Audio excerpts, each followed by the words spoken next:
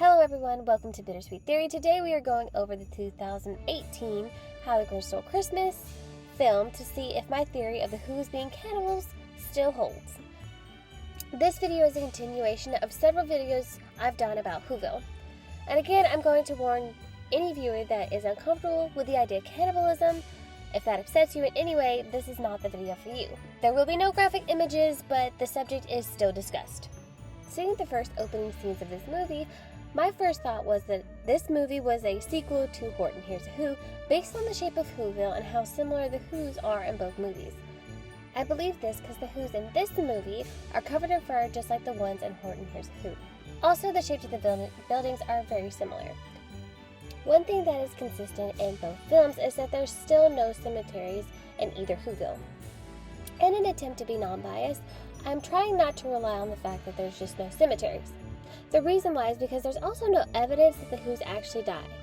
So maybe they don't have cemeteries because Who's just never die. But there's still a matter of who hash, so it was definitely still worth looking into. As I continued watching the movie, I started to get excited about seeing different types of creatures. Seeing several different types of birds, I was able to find proof that the Who's can use eggs to make their pancakes. So I guess in the movie Horton Hears a Who, they're maybe just hiding all the birds in Horton, or maybe they're just hiding in the mountains. They fly south for the winter, even though it's not winter in that film, maybe. Either way, the Who's in this movie have a lot of different food choices to choose from. Seeing that they had all these food choices to choose from, I was hoping that this theory wasn't true, and that Who's are just happy-lucky-go creatures, and, they don't do anything wrong, nothing bad happens. All of my happy thoughts, though, came to a halt when I saw the Who hash was still in this film. Yep, even in this film, Who's are being sold at the grocery store. So we can say for certain that Who hash is consistent across this entire franchise. So that means even with different food choices, Who hash is still available. So that means that there's a good chance that they are still consuming Who's even though they don't have to.